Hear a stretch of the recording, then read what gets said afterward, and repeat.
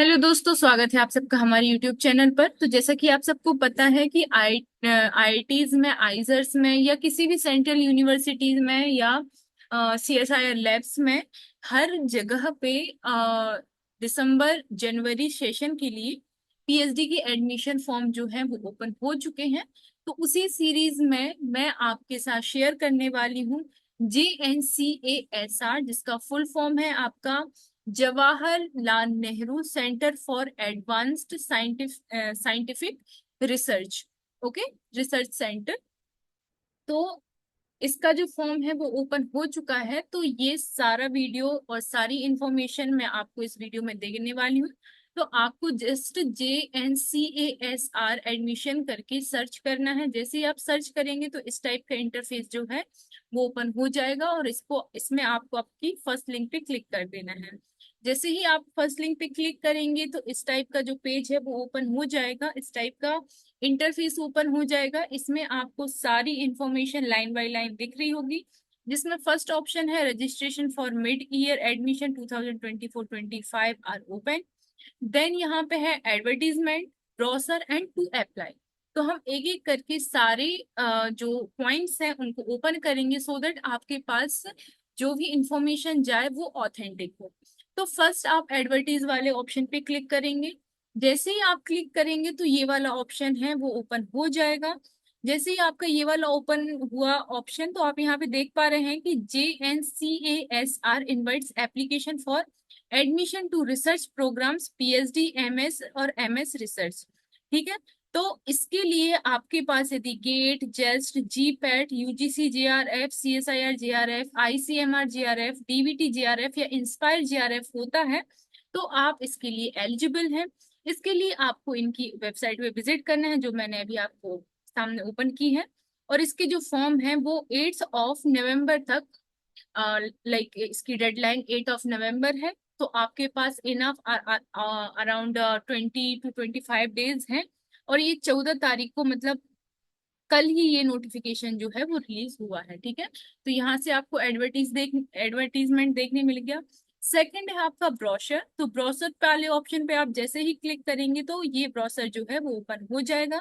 यहाँ पे कुछ गाइडलाइंस हैं। तो सबसे पहले जो ये एप्लीकेशन फॉर्म है, ये PhD, MS engineering, MS research, जो कि chemistry, physics, material unit CPMU, engineering mechanics unit EMU, evolutionary and organizational biology unit EOBU and new chemistry unit NCU के लिए ओपन होने हो गया है।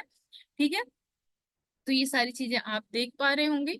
और यहाँ पे जो आपका जो भी सर्टिफिकेट है, सारी चीजें हैं, वो 1 जनवरी तक 31 दिसंबर 2024 तक हो जाएंगी। और आपको 1 जनवरी से, मतलब जो एलिजिबिलिटी है वो एलिजिबल हो जाएंगे अप्लाई करने के लिए। इसके बाद एलिजिबिलिटी क्या क्या होनी चाहिए, तो सबसे पहले या तो आपके पास MSc होनी चाहिए या फिर आपके पास इक्विवेलेंट BE BTech BS होना चाहिए, 4th ईयर की डिग्री।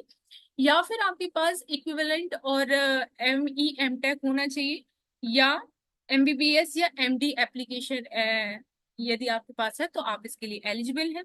इसके बाद कैंडिडेट विद एन MSc और इक्विवेलेंट ME MTech और equal should have at least 55% aggregate marks. मतलब आपके पास डिग्री में 55% मार्क्स एटलीस्ट होने चाहिए। इससे ज्यादा होंगे तो बहुत अच्छी बात है, लेकिन कम नहीं होने चाहिए।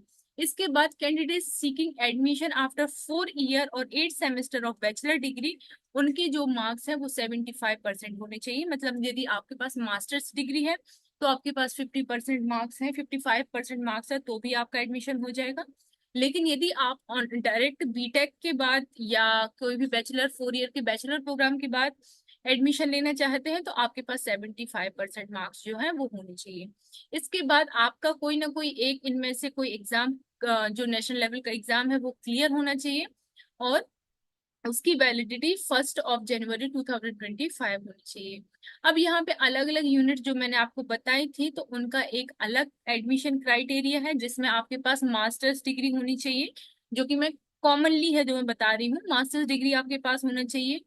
गिवन यहाँ पे आप अपने यूनिट के अकॉर्डिंग सब्जेक्ट देख सकते हैं। और उसके साथ यदि आपके पास बैचलर डिग्री है 4 इयर्स की, उसमें 75% मार्क्स है, तो भी आप एलिजिबल हैं। और साथ ही साथ आपके पास गिवन जो नेशनल क्वालिफिकेशन एग्जाम है वो क्वालिफाई होना चाहिए। तो ये सारी चीजें हैं, ये मैं आपको शॉर्ट टर्म में बता चुकी हूँ। लेकिन यदि आपको फिर भी डाउट आता है तो आप एक बार यहाँ पे अपनी एलिजिबिलिटी क्राइटेरिया और साथ ही साथ क्या मैंडेटरी है, ये वाले ऑप्शन आप देख सकते हैं। ओके। अब सिलेक्शन प्रोसीजर क्या होगा, तो सबसे पहले कैंडिडेट्स को इंटरव्यू के लिए शॉर्ट लिस्ट किया जाएगा उनकी परफॉर्मेंस के अकॉर्डिंग, मतलब आपके नेशनल लेवल का जो एग्जाम आपने दिया है उसमें आपकी क्या परफॉर्मेंस थी, उसके अकॉर्डिंग आपको कैंडिडेट को मतलब इंटरव्यू के लिए शॉर्ट लिस्ट किया जाएगा। देन आपका इंटरव्यू होगा और उसके बाद आपका जो फाइनल रिजल्ट है वो अनाउंस किया जाएगा। आपको कैसे अप्लाई करना है, तो सारी प्रोसीजर आपको ऑनलाइन ही करनी होगी। उसका मैं अभी आपको बताती हूँ कैसे अप्लाई करना है। एप्लीकेशन फीस की यदि बात करें तो 750 एप्लीकेशन फीस है। और ये नॉन रिफंडेबल है, यदि आप इंटरव्यू में आपका सिलेक्शन नहीं होता है या शॉर्टलिस्ट नहीं होते हैं तो आपकी फीस वापस नहीं मिलेगी, दिस इज नॉन रिफंडेबल। इसके बाद आपकी जो फॉर्म फिलिंग है वो 10th ऑफ अक्टूबर से स्टार्ट हो चुका है और 8th of November is the last date, so you can apply if you are eligible.